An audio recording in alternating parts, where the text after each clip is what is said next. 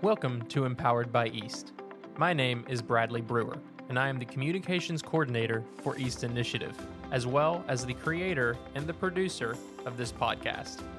This episode is the finale of Season 2, as Blair made the trip to North Little Rock for the East Boundless Gala, where over 200 people came out to celebrate 30 years of East and pitch in their support for the future. Blair interviewed many people, but unfortunately, a sizable number of the interviews, well, they sound like this.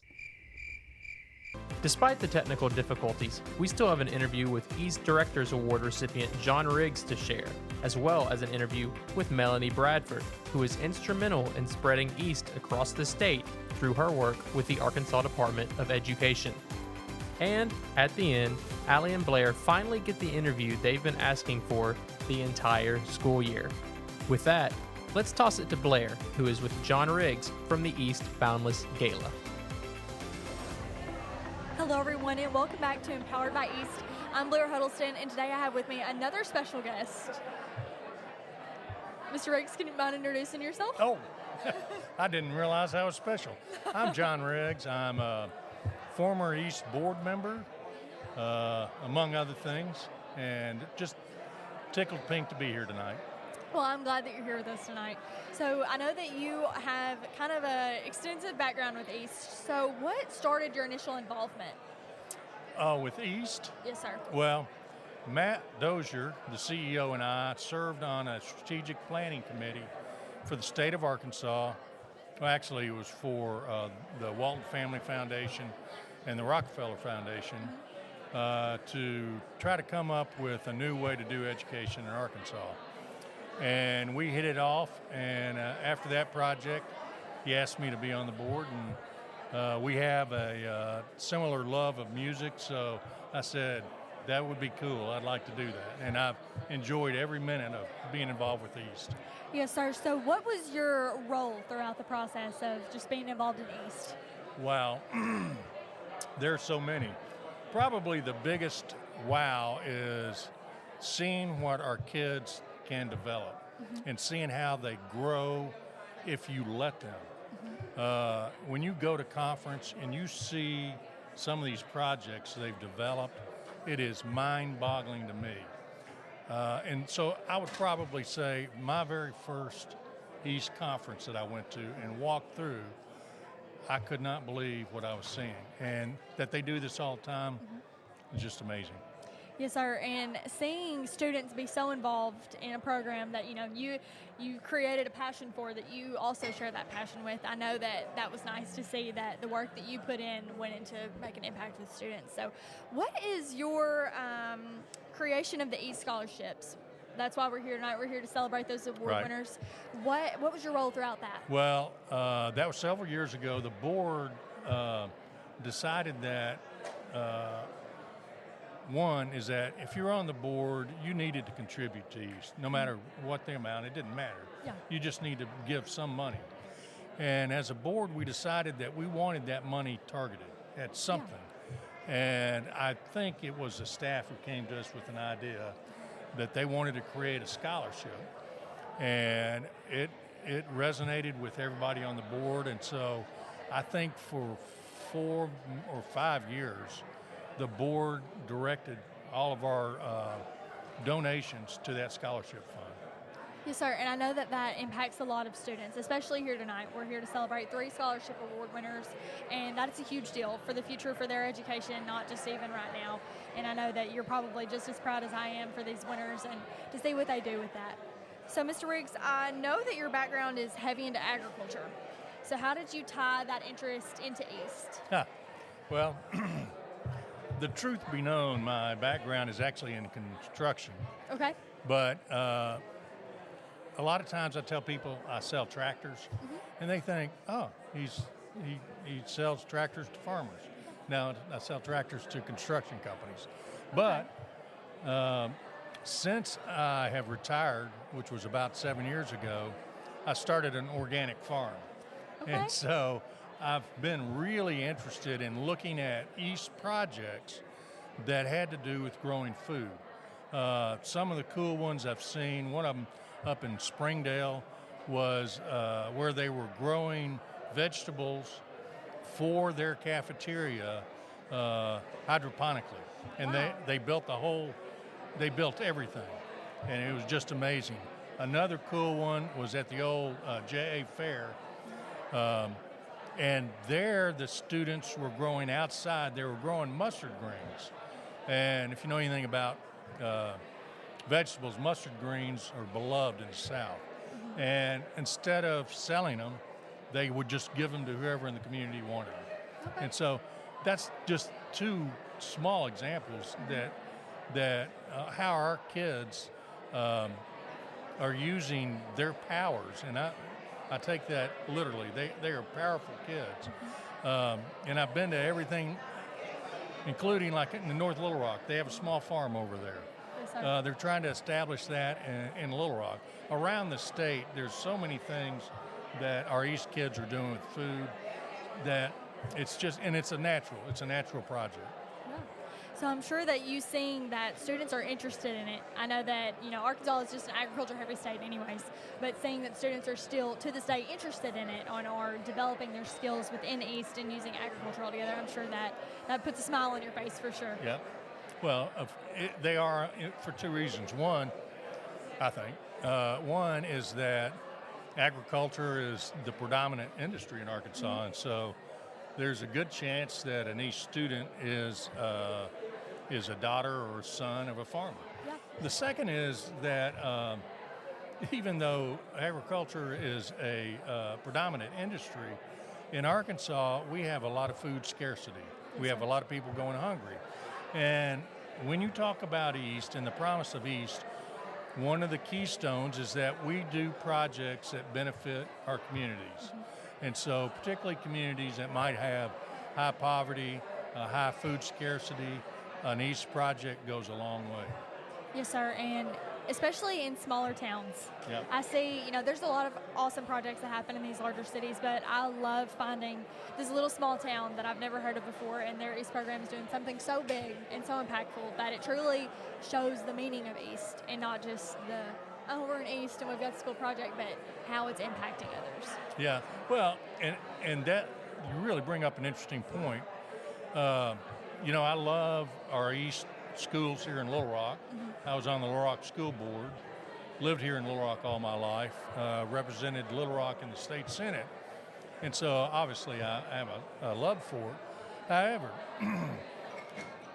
it is hard to do a project in Little Rock and have it be significant to the community.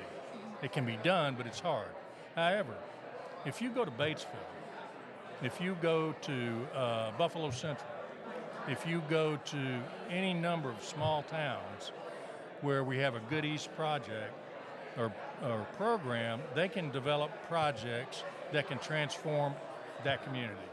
And that's what I love about East and small towns. It is a wonderful thing to see students do what East is designed for, and to see that same passion go on throughout not just like one generation of kids, but a whole program and a whole city. And that sort of passion ultimately is what drives East and what keeps us relevant to this day. Yep. So yes, sir. Well, thank you so much for talking with me today and just all of your service to us. We really appreciate you, Mr. Well, Riggs. you're welcome, and thank you for doing this, and go East. Welcome back to another segment of Empowered by East. I'm here with another special guest. I'm Melanie Van Zant Bradford. Yes, ma'am. And what brings you here with us tonight? I currently serve on the East Board of Directors, and I've been with East since essentially the beginning. The only people that were with East before I was were students in the first East classroom. Oh, my goodness. So I've been with the Department of Education since 1974 and served in many capacities at the Department of Ed, and essentially I'm now retired, but I served as the liaison from the Department of Education to the East Initiative for a number of years. Yes, ma'am. And through that role, what sparked your interest in East? When I visited the very first East classroom in Greenbrier, Yes, ma'am. I knew that there was something special about East. And the people that were doing East at that time had been to the Department of Education to visit to ask for funding. And they didn't do a very good job with the ask. Yes, ma'am. And so when I went up to East and took a look at the classroom and what the students were doing in the classroom, I went back to the Department of Education and said to my boss, why don't you go look for yourself? Go to the East classroom and take a look for yourself and see what you think. And he did, and after that, East began being funded.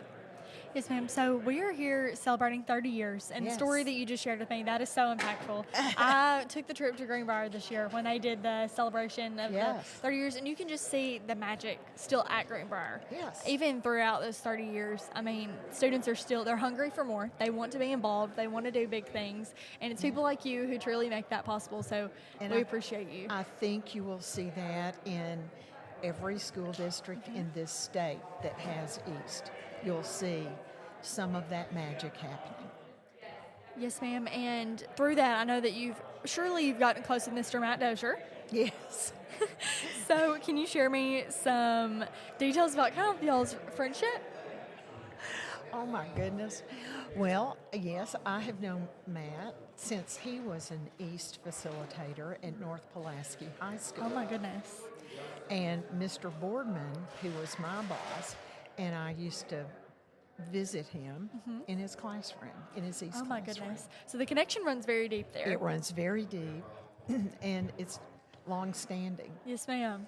And so when I became the liaison to the East Initiative, I moved my office from the Capitol grounds downtown to the East offices. Yes. And for several years, I had the pleasure of sharing an office with Mr. Dozier. Oh my goodness. I'm sure that was so much fun It was so much fun. every day. Yes, every day something new and different. Yes, ma'am. And Yes. he just has a way of having that spark and that energy to Yes, him he that does. you just always want to be around him. Yes, exactly. Yes, ma'am. Exactly. So tonight is all about kind of reflecting on old memories and just enjoying what 30 years has been just through growth and all of that sort of thing. And have you had any of the conversations you've had or just people that you've talked to tonight, have you got any certain memories or connections through them? Well, I just want to say that, one, I can't believe it's been 30 years. And it has been an amazing 30 years. You know, there have been some, many highs, a few lows, but many highs, many more highs than lows. And it's just been an amazing journey. Yes, And ma'am. to think that we're doing this in education. So, A few years ago, the theme for one of our East Conference was East 360, and that would have been my first year attending. And the part of it was a revolution in education, and that line has stuck with me yeah. throughout my time. This is the end of my 7th year in East, and that one phrase has stuck with me throughout the entirety of my time. Yeah. And seeing students have that personal growth within themselves and just in their community, and just proving their leadership skills and their ability to communicate with others and like lead and take initiative, and that's what's very important. It's been amazing. Yes, An ma'am. amazing journey. Well, thank you so much for sharing your story with me today. Thank you.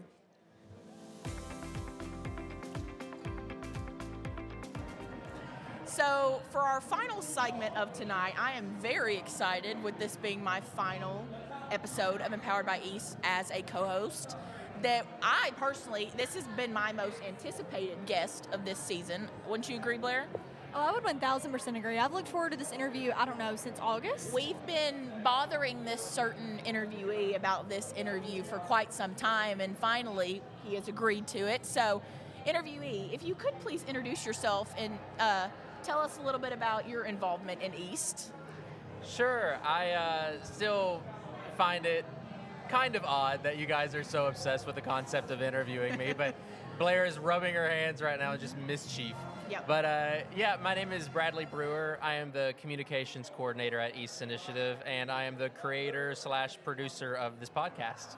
And he's wonderful at it. Yeah. Might I add. He's our boss. He makes sure we don't do anything that's not too PR unfriendly. So Exactly. yeah. I We feel have like a you great guys are my time. bosses So sometimes, here's one question I'd actually love to know. What has been your favorite memory with us as your little co-host this year? Well, not to get sappy, like right from the beginning, but that student training we did together really meant a lot to me because I saw you guys. I mean, you guys helped me out a lot. I mean, that podcast training would not have gone anywhere near as good.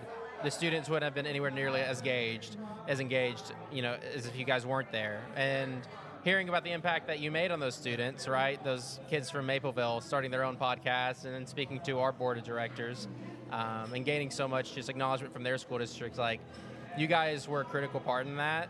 And I've always believed in, everyone at East, like on staff, should always take the back seat to the students, right? And that's kind of my philosophy is like, I want to put you guys in those positions to shine as much as I can, and that's where the real, I guess, the passion and like, whenever I feel like something doesn't go right, I don't think of, oh, I look bad. I think of, oh, I took away from an opportunity from you guys. And so I got really sappy really quick. I apologize for that. Blair, your next question. Well, now that I have a sad face on, The frown. yeah, the frown for the night. What made you want us to be your podcast host? Oh yeah, what made us stick out? Why did you pick us? That's actually a great question. That's a fair one, and I said anything goes on this interview. So, I think for me, Allie was kind of already a known quantity. She was already a speaker at conference. She was already well known, and so I kind of knew that she had that personality and just that ability to express herself really well. And then Blair, I kind of felt, I don't want to say, okay, so this is where the difference, you guys are asking this, I'm just going to go ahead and tackle this question, all right? So they asked me before Blair hit record, which one do I like more?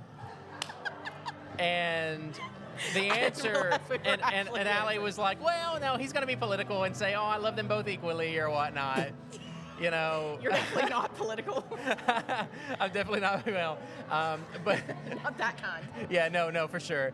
And so, but for me, it's like you guys have different superpowers. You guys are like, peanut butter and jelly, right?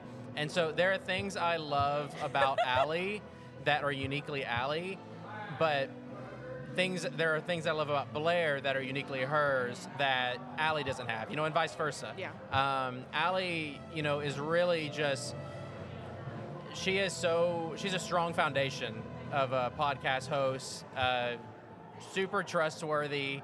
I'm not saying Allie isn't trustworthy, but she's just, I can really count on Blair to just get things done.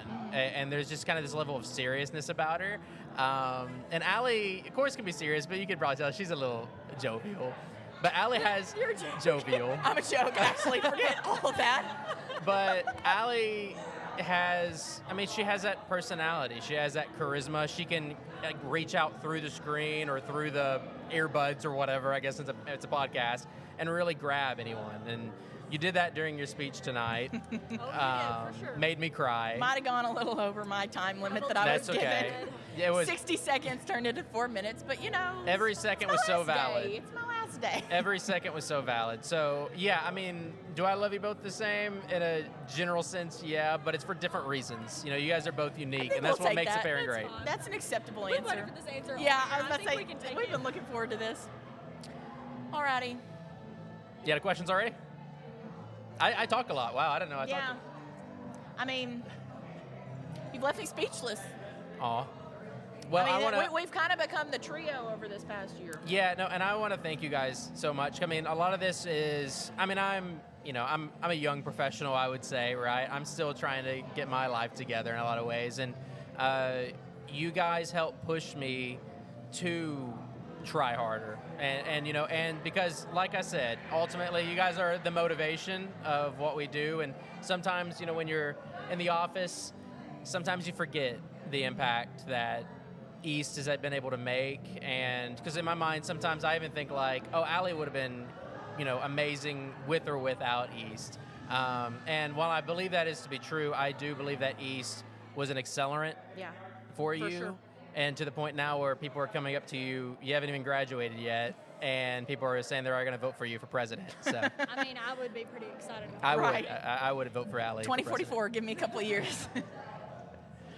But, I mean, this is kind of hitting me because, I gave the speech, I did all the things, but, a lot of this year and all the different opportunities and commitments and things have been the three of us just planning behind the scenes, and then we're like, okay, well, we have this idea. Okay, Bradley, can you try to get this figured out to where we can make this work? And then you make it happen, and whether we drive from one end of the state to the other, which has happened a time or two or three, many a time. But it was fun, and it was so worth it. And it's an incredible sacrifice. Yeah. I genuinely, like, the things you guys sign up for, and, like, I'll drive 2 hours for this, like, I would never ask that out of any student, And so the fact that you guys just jump at it, you guys have just been so eager, and, like, I don't know. Like, I just never would have imagined a pairing, like, two students who are just so, like, eager to do anything. And, couldn't do this without you. And you guys make East Communications and telling the story of East. Without you guys, you guys are a very important key, and we would be much worse off without either of you. We do make a pretty good duo, I will say. Peanut butter and jelly is, like, the most iconic duo of them all, and, like... I guess I'm blueberry jelly tonight, and you're the peanut butter, because... Yes. Yeah, I've never eaten blueberry jelly, but... Yeah, no, me either, but... Yeah. Alrighty, well, I'm going to do this little, I guess, outro kind of thing. This is officially my time of loosening all of the reins and closing the book. And now it's time for Blair to open her own and flip the page and start a new chapter. And not just Blair, but everybody involved with East, whether it's the staff, whether it's the board, the sponsors, the volunteers, but especially the students and the facilitators are never getting rid of me. I will always be here to cheer on every single person who believes in East, because I am living proof of how it can change your life and how it can help you find your purpose in life. So, with all of that said, thank you, Bradley, for giving me my final parting gift. Yeah, for the record, getting to interview you. For the record, I don't think it's my voice that should be shared. It's you guys and the stories of students and the people who make stuff happen. But this will be on the episode just for you guys. This was a demand, a parting gift. But Blair, I'll pass it off to you. It's your turn now. Well, on that note, I'll see y'all in Season 3. Thanks for listening to Season 2 of Empowered by East. Allie is graduating, but Blair will be back as our host next school year, where our goal for Season 3 is simple: visit and explore as many East programs as possible. We hope you'll join us again, but until then, have a great summer.